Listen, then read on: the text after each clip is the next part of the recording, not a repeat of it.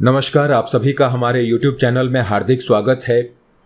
महान भारतीयों के ऊपर जो हमने एक सीरीज की शुरुआत की थी, उसी श्रृंखला में अगले वीडियो के साथ हम उपस्थित हैं और इस वीडियो में हम जिस महान शख्सियत की जीवनी पढ़ेंगे उनका नाम है आचार्य विनोबा भावे।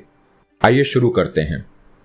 संसार में ऐसे बहुत कम व्यक्ति हैं जिन्होंने अपनी ख्याति की परवाह न करके लोक सेवा को अपने जीवन का मुख्य उद्देश्य बनाया है। गांधी जी के महान व्यक्तित्व एवं अलौकिक प्रभाव ने भारत के जितने व्यक्तियों को महानता प्रदान की है, उनमें श्री विनोबा भावे का सर्वोच्च स्थान है। वे गांधी युग की अनुपम देन हैं। गांधी जी के रचनात्मक कार्यों के पीछे उनकी शक्ति प्रकट रूप से लगी रहती है। उनके जीवन को देखकर हमें अनायास ही भारत के प्राचीन ऋषि मुनियों का स्मरण हो आता है। वे सरलता की प्रतिमूर्ति, गंभीरता के सागर, दया के भंडार और सत्य और अहिंसा के सच्चे पुजारी हैं।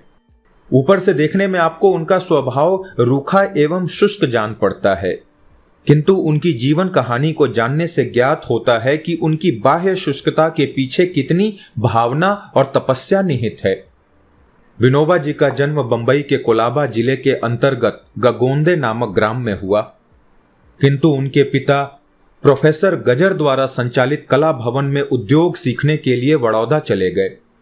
विनोबा जी की प्रारंभिक शिक्षा पिता के पास बड़ौदा में ही हुई। कई वर्षों तक वे घर पर ही पिता से शिक्षा ग्रहण करते रहे।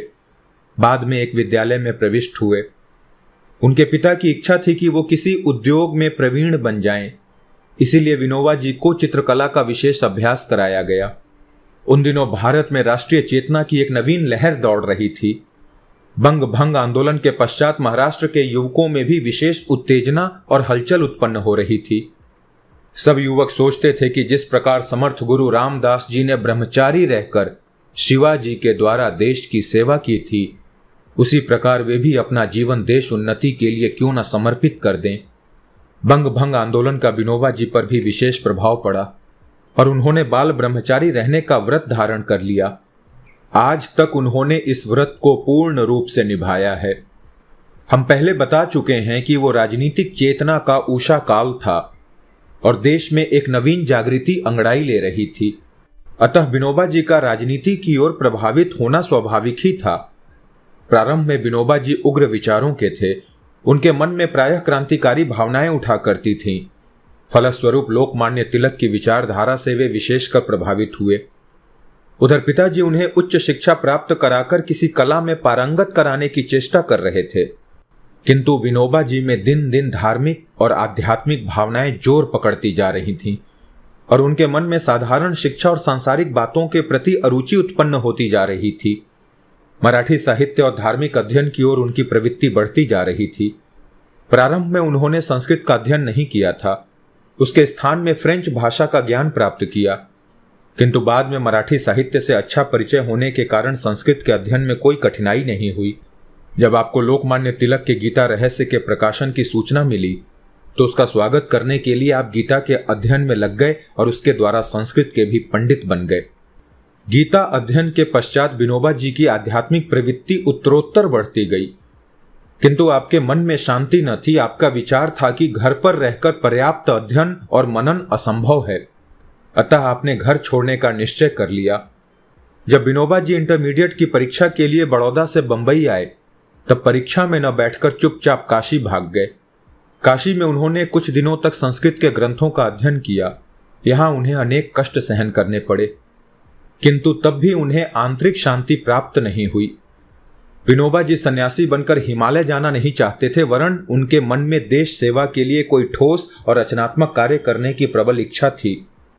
उन्हीं दिनों गांधी जी दक्षिण अफ्रीका से भारत लौटे और उन्होंने साबरमती आश्रम की स्थापना की। विनोबा जी और गांधी जी के विचारों में बहुत कुछ साम्य था। उन्होंने गांधी जी के आश्रम में प्रवेश करने का निश्चय किया और इसके लिए गांधी जी से पत्र व्यवहार किया। गांधी जी का उत्तर आने के पूर्व ही वे साबरमती जा पहुंचे और उन्हें आश्रम में आश्रय मिल गया। प्रारंभ में उनकी ओर किसी ने विशेष ध्यान नहीं दिया।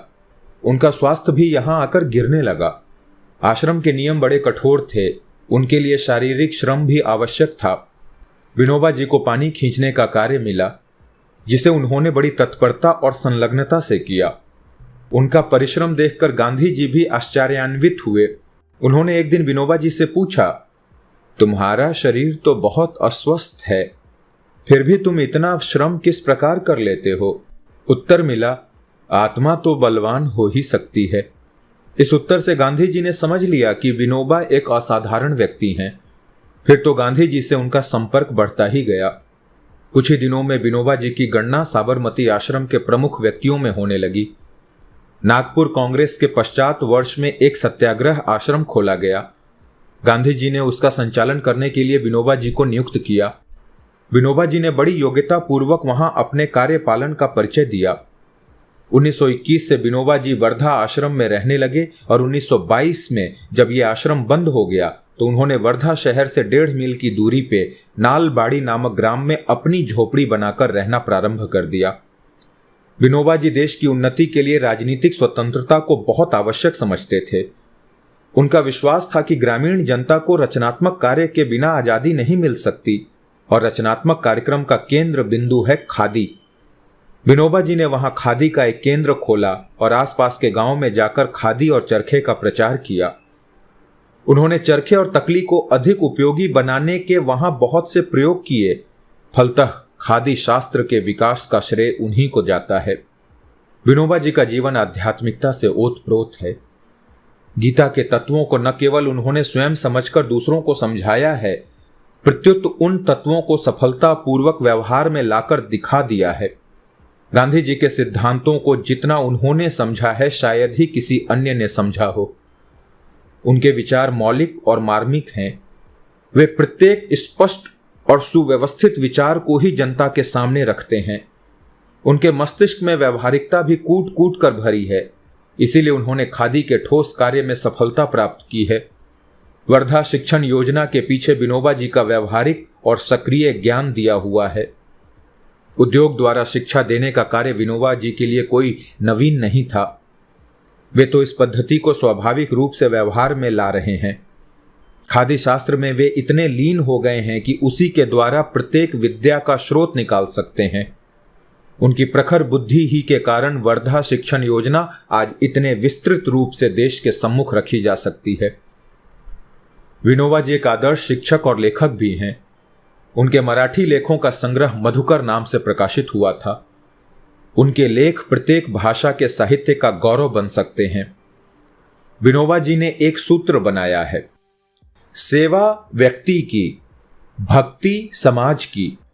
उनका कथन है कि व्यक्ति की भक्ति से आसक्ति बढ़ती है, इसीलिए भक्ति समाज की करनी चाहिए। यदि कोई समाज की सेवा करना चाहे तो कुछ भी नहीं हो सकता। समाज तो एक कल्पना मात्र है। कल्पना की हम सेवा नहीं कर सकते। मां की सेवा करने वाला पुत्र दुनिया की सेवा कर सकता है, यही मेरी धारणा है। ग्रामीण जनता के संबंध में विनोबा जी का कहना है, हमें ग्रामीणों के सामने ग्राम सेवा की कल्पना को रखना चाहिए, न कि राष्ट्र धर्म की। उनके आगे राष्ट्र धर्म की बातें करने से काम न होगा। ग्राम धर्म उनके लिए जितना स्वाभाविक और सरल है उतना राष्ट्र धर्म नहीं। इसमें भी यही बात है जो व्यक्ति सेवा के संबंध में है। ग्राम धर्म सगुण साकार और प्रत्यक्ष होता है, राष्ट्र धर्म निर्गुण निराकार और परोक्ष होता है। बच्चे के लिए त्याग करना मां को सिखाना नहीं पड़ता। आचार्य विनोबा निष्ठापूर्ण ब्रह्मचारी और प्रखर विद्वान हैं। उन्होंने सादगी को वर्ण किया है। एक निश्चय करके एक तत्व ग्रहण करना और उसका उसी क्षण अनुसरण करना उनका प्रधान गुण है। उनका दूसरा प्रधान गुण निरंतर विकासशीलता है। शायद ही हम में से कोई ऐसा हो जो कह सके कि मैं प्रति क्षण विकास कर रहा हूं। गांधी जी के अतिरिक्त अभी तक इन गुणों का विकास बहुत कम व्यक्तियों में हुआ है। गांधी जी की मृत्यु के पश्चात उनके अधूरे कार्यों को पूरा करने का आपने व्रत ले लिया है। गांधी जी के रचनात्मक कार्यों की पूर्ति, उनके सिद्धांतों का प्रचार करना ही अब उनके जीवन का मुख्य उद्देश्य बन गया है। गांधी जी की सामूहिक प्रार्थना का क्रम अब विनोबा जी ही चला रहे हैं। गांधी जी की मृत्यु के पश्चात आज देश को विनोबा जी से बड़ी बड़ी आशाएं हैं। आज वे ही एकमात्र बापू के सच्चे अनुयायी हैं। आश्चर्य नहीं कि कुछ समय पश्चात जनता गांधी जी का प्रतिरूप विनोबा जी में निहारने लगे। धन्यवाद। जैसा कि ज्ञात हो रहा है कि इस पुस्तक के लिखे जाने तक विनोबा जी जीवित थे, धरती पे थे, इसलिए उन्हें है करके संबोधित किया गया है। चलिए मुलाकात होगी अगले वीडियो में अन्य महान शख्सियत के साथ। जय हिंद।